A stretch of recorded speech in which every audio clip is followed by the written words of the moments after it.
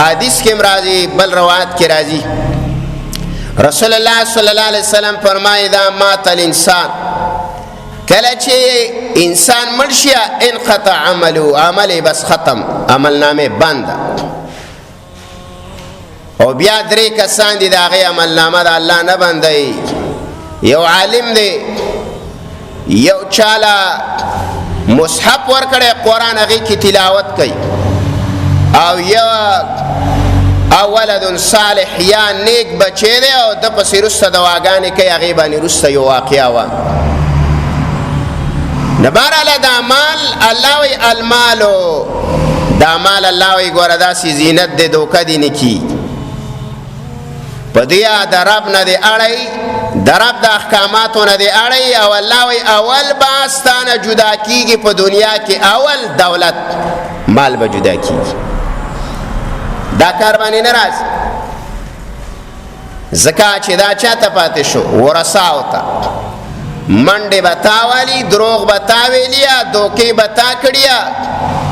قبر بتا زلتن کړیا او مزيبه په بیا یا بچی کوي یا به پیورونه کوي یا به په خزه کوي او یا به په مور او پلار کوي او اخرت بتا زلت تبا کړي دیو جن رسول الله صلی الله علیه وسلم یو ورځ مونږ کو یو روایت کې راځي چې د ماخام دی او په بل روایت کې راځي چې د ماخوستن دی خو بهرحاله غوره قولدار چې د ماخوستن مونځ یې وکړو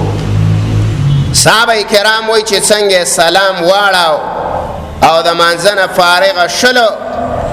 نو بس یو دمې د صفونه ماتول او رسول الله صلی الله علیه وسلم کور ته فورا لاړې او دا صفونه شلول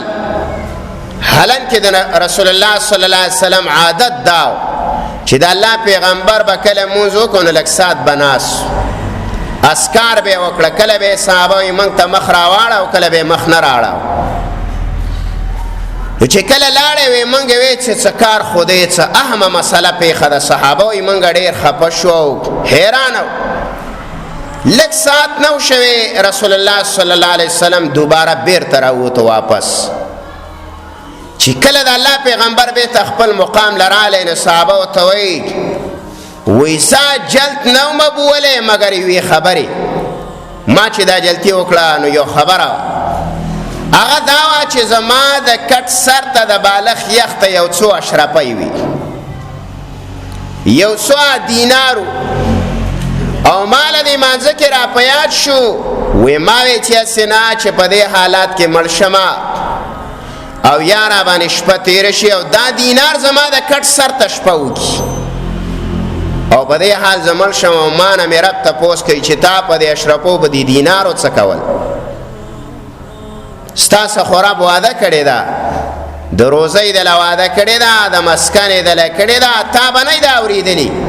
چې چرته یو سړی د ولګې نه مړ دی یا به نه اوریدلی چې یو سړی د تند نه مړ دی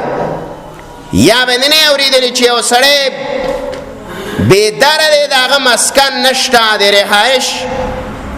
دا کوټه نشته دغه قلا نشته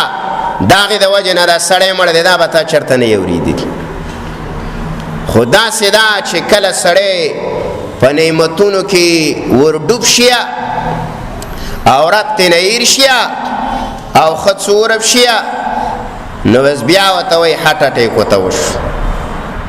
او کله وی یاره پلانې بیماری وتا ولګی دا ولې دا د ډیر زیات نعمتونو د استعمال نه